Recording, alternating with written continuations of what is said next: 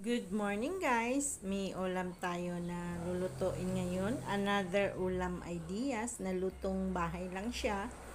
Ang ating corned beef. Ayan. Meron tayong itlog dito guys. Yan. Tagbit ko na ito guys kanina. So, ibit nyo lang po. 2 itlog or 3. Nasa sa inyo lang po. Ito guys, 2 lang. 2 lang kasi gusto ko. Tapos guys, meron tayong sibuyas dahon, onion, then ang ating ahos, at ang kamatis. Good for the heart ito guys. Ito ang paborito po naming mag-asawa. Ayan, kain po kayo nito guys. So, ito ang ating twist ngayon. Okay? Ayan na guys, sa ating kawali, nilagyan ko na ng 2 kutsarang mantika. 2 kutsara lang talaga guys, kasi ang oil po ay fats po siya. Mahirap po yan tunawin sa katawan. Baka later po, magka-cholesterol po kayo na mahirap na po, makakasakit po kayo. Kaya yan lang po, 2 kutsara lang. Ayan guys, haluin lang siya until mag-golden brown po siya. Ayan o. Simple lang. Haluin.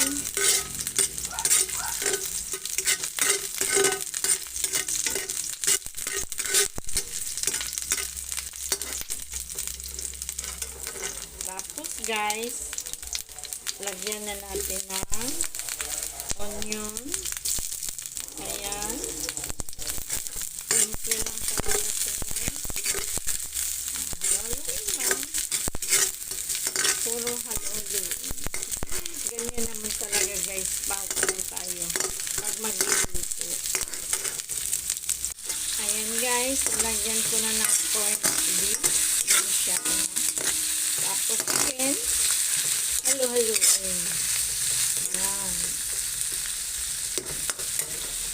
Tapos, lagyan natin ng itlog. Yung tagbitin na itlog po kanina. Ayan. Yan lang siya, guys. Simple lang. Ayan. Tapos, halo-haloin again.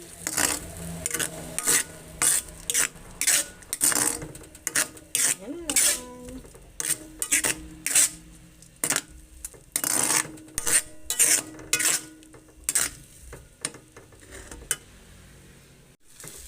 Guys, haluin natin. Tapos hinaan natin ang apoy. Hinaan natin siya guys. Yan. Haluin lang natin.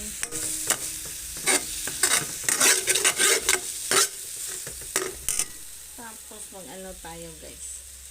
Maglagay tayo ng asin.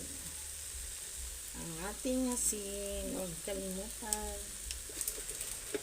Tapos, kung gusto ninyong lagyan ng magic sarap, pampalasa, okay lang. Nasa sa inyo na po. As to your desired taste. Yan po. Tapos, haluin again. Yan po talaga magluto. Luis na halo-halo. Depende po sa niluluto. Kung sinabaw naman, hindi ka naman masyadong maghahalo ng mga pagkain niluluto po ninyo. Tapos guys, ilagay na natin ang ating kamatis. Ayan. Kamatis na guys. Ayan o. Ouch!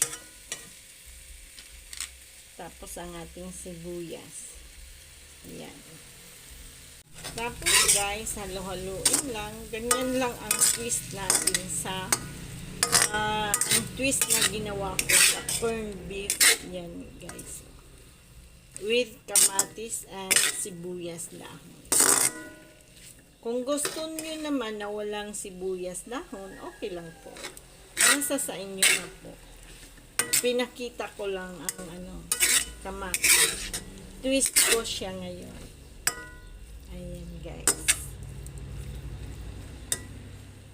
At ito na guys ang ating finished product.